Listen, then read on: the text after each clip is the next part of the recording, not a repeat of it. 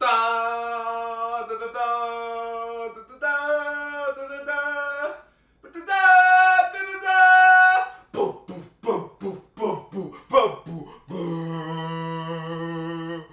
Ba, ba, ba, ba.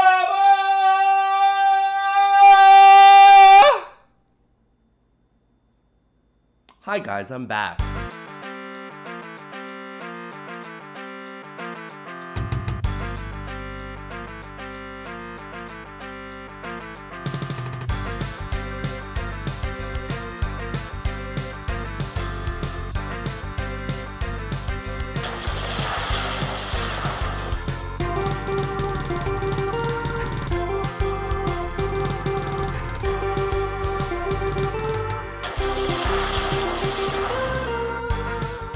I remember when I first started playing Rocket League, it took me so many hours of practice against bots and unranked just to work up the courage to even try to play ranked. And this was back when we had these goofy names for ranks like Challenger and Prospect. And so I remember when I played my first 10 games and I got placed into Prospect, I was like, Prospect? These guys know I have potential. They're calling me a prospect. That means I'm destined for great things. I remember being a prospect and queuing up with an all-star against Challenger 3, Challenger 2 level guys. And when I saw those guys flip off the wall, try an aerial, and completely whiff the ball, I was like, whoa! These guys are so good at the game. Right? Because that was just magical to me. I had never seen that before. The game was unlike anything else I had ever played, and it managed to recreate magic for me in video games that I hadn't felt since I was a kid. And I remember there being a ton of low-level tournaments that you could practice in and get your start in. And I remember the first tournament I ever played as an all-star, I got to the finals, and I scored some decent goals in that tournament. And it was in these small community-run tournaments like VVV, Mythical, Boost Legacy, Nexus, PRL. Those guys are the guys that gave me my start, and they gave me a lot of my early content, and they gave me the ability to connect to bubble players around me. But, Psyonix is a small indie company with no experience handling big games, and that never goes well. When I quit, tournaments were dropping left and right, and Psyonix didn't seem to care that all these tournaments that supported their community and their bubble scene were shutting down. Hey Squishy, cue the metal music. VVV. Shut down. ESL. Shut down. Gold Rush. Shut down. Shift Pro League. Shut down. Mythical. Shut down. GFIN. Shut down. My hopes and dreams of making RRS. Shut down. Fuck you, Justin. You didn't have to fucking pop off on us. Smash that like button if you think I should have made RRS even though we lost the series. The point is that the ground level community that gave me my start and inspired me to play more, it was all disappearing, and it really was a huge blow to the community, because all of a sudden you went from any night of the week, you could pick up a team and play in a good tournament, but now you have to wait 2 weeks just to get a competition which had good players in it. It sucked. And Loconate remembers. When they introduced OCE as a region, they didn't introduce a new tournament for them to play in. No, they just used the existing Throwdown GG tournament. Now, some people might say, oh, that's a good thing, they're supporting a local tournament, but the way I interpreted that as a player is that if I lived in OCE, I would have just lost the opportunity to have another big tournament to test my mettle in, because we already had the Throwdown GG tournament. And that's not even to mention all the Asian, Indian, African, Middle Eastern players who still don't have any Psyonix sponsored events for them to play on, despite consistently asking for them. Outside of Europe and its former colonies, Psyonix hasn't been very vocal about what they're going to do with the game or how they plan to develop it. Now, this lack of communication is something that comes up very frequently with Psyonix. So much like a flat earther, why don't we look into it? People were consistently asking for clear communication from Psyonix as far back as 2016. And it was only in 2018 when the first roadmap was delivered. Cross-platform parties were promised for July 2018. And then sometime in late 2018, and then they were finally delivered in early March 2019. People have been asking for in-game org items to support their favorite teams since humanity first started walking upright. That's a true animal fact. And Psyonix only released a statement about it in November 2018. That means it took them 2 million years to respond to that. Looks like those guys at Psyonix finally started walking upright themselves, am I right, guys? No? Alright. And honestly, I think not having a clear direction for Rocket League in the immediate future is fine if you just want to respond to the player base and follow the market. There's nothing wrong with that. But you still have to take the time to type out some stuff to acknowledge certain issues. For example, hey guys, Psyonix here. We realize that it's unfair that a player from Morocco, a region which has historically interacted with Europe a lot, has no Psyonix sponsored tourneys of its own and no dedicated servers for that region. We realize it's unfair that a player from this region, after making the run of his lifetime to make RLCS in Season 3, was disqualified. We are working on including these types of players in the future. Here are the solutions we've thought of, and this is why they're not feasible right now.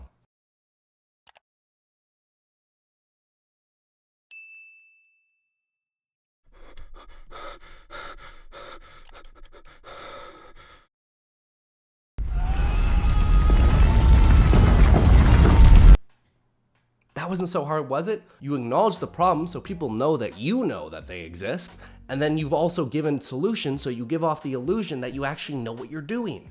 And I'll give you a hint, Psyonix. Nobody knows what they're doing. Like, ever.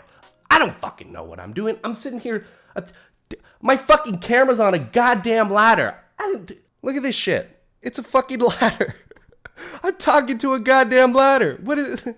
I don't know what I'm doing. Nobody knows what I'm doing, but you have to give off the illusion that you do. And that illusion gives people confidence to stay in your game, to continue working on their mechanics, and continue developing their skills in these regions which have nothing to develop their skills for right now. Now, credit where credit is due. Psyonix always responds to the complaints of the community eventually. But it's so slow, and for a company that says the definition of success for us is when Rocket League is the biggest sport in the world, are esports sports now? They should know that the internet is a very fast-paced place, and if you want to maintain an audience, you have to be on top of stuff, you have to be consistent, and you have to be fast.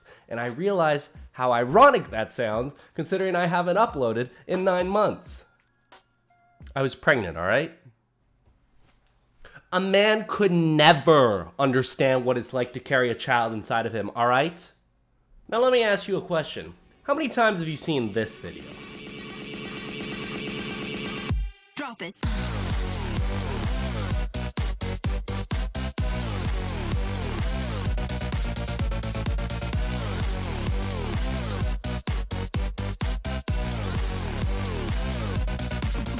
Yeah.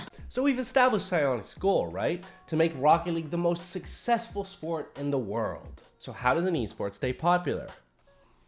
Content creators! Content creators help keep the focus on your game, they help keep the hype around updates, and they keep players coming back to your game. So since Psyonix wants to be the biggest esport ever, they're clearly trying to focus on their content creators, right?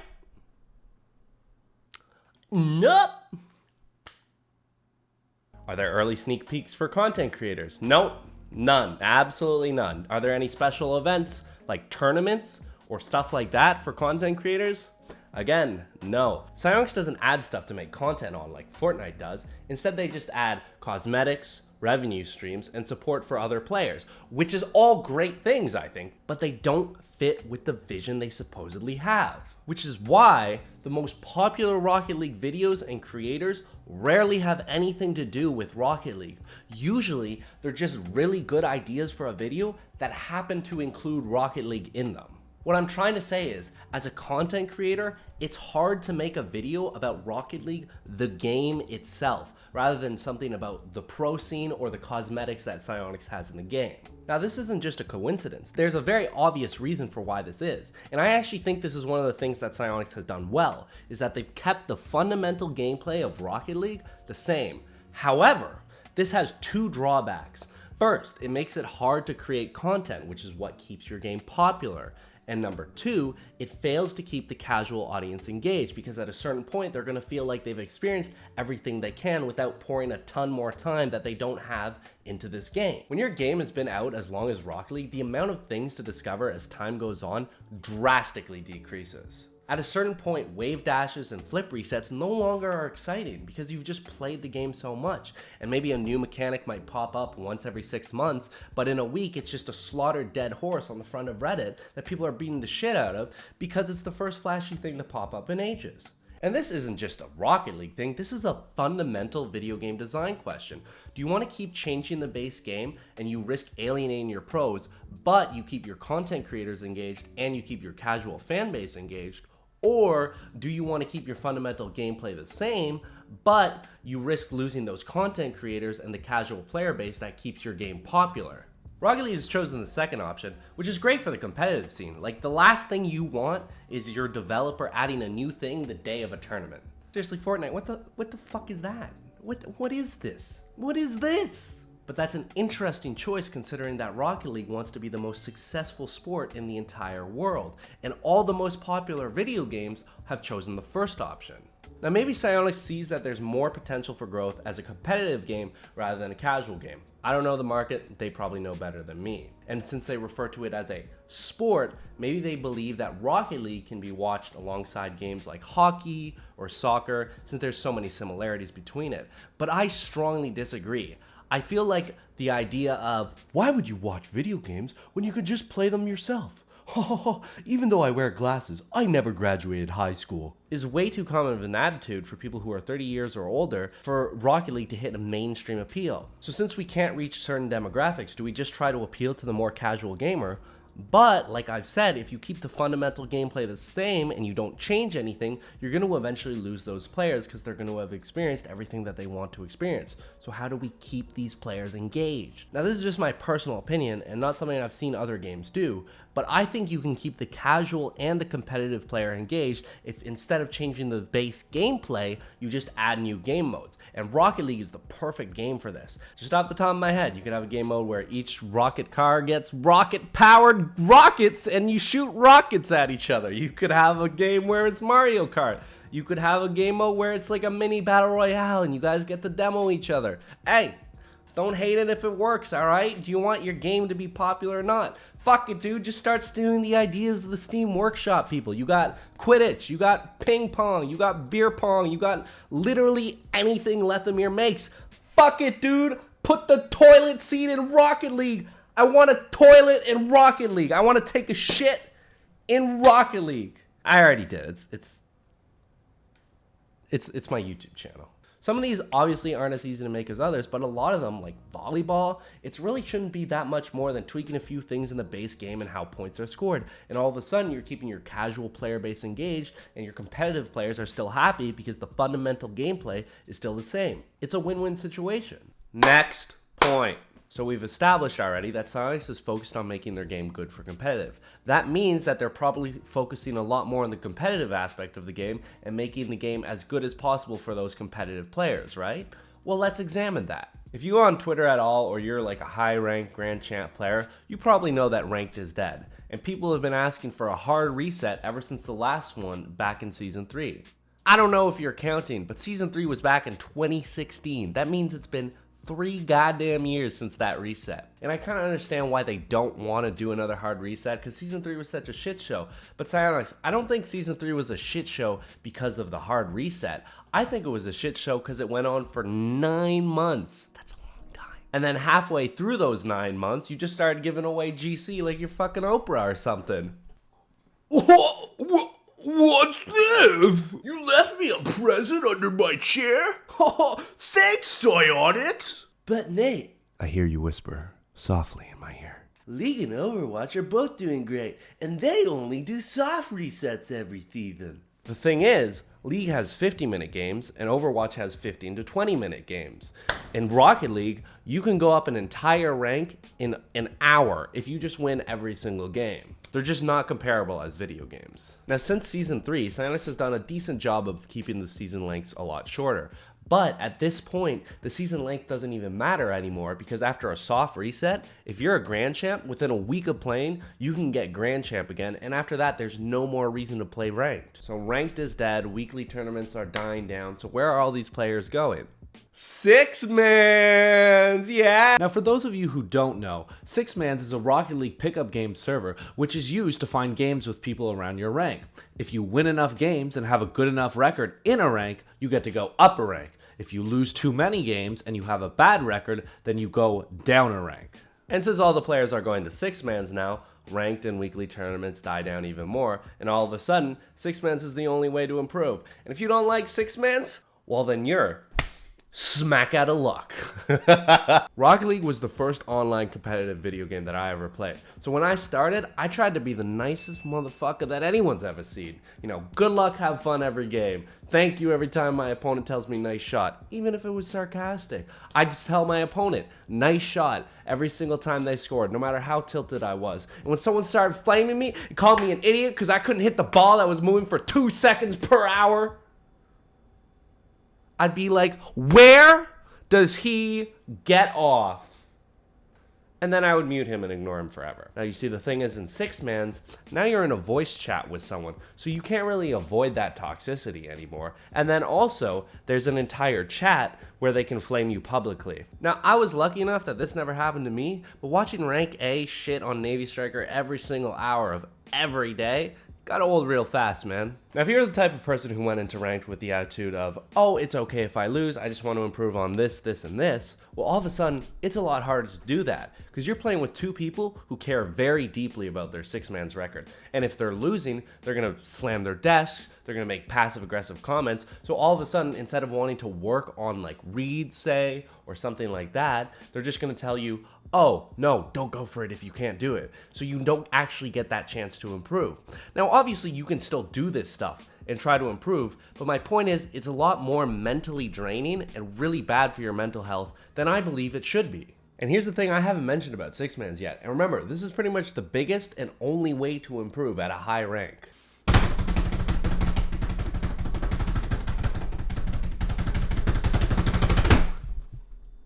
It's not sponsored by Psyonix. It's not sponsored by Psyonix. It's not sponsored by Psyonix. It's not sponsored by Psyonix. It's not sponsored by Psyonix. It's not sponsored by Psyonix.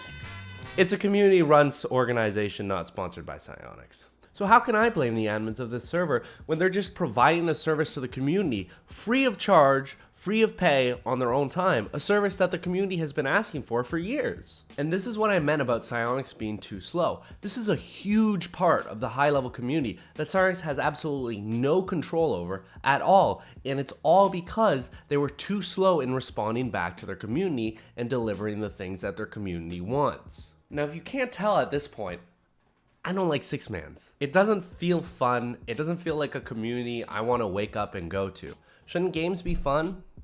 Shouldn't success be fueled by passion rather than such a desperate need for success that you're willing to give up your mental health and your passion for it? Anyways, I've been pretty harsh on Psyonix so far, and I said I would touch on where the game is at now. So since I'm so harsh on Psyonix, they've probably been destroying the game while I'm away, right? Well, actually, no. They've done a pretty good job of taking the game in the right direction, in my opinion. And I just want to give credit where credit is due. Firstly, a lot of these places which had underserved, bad servers in the past, like Middle East, South Africa, Asia, all these places now have servers that are very functional and they work very well. Psyonix has also started sponsoring more tournaments that are under pro level, like Renegades Cup, and that's it.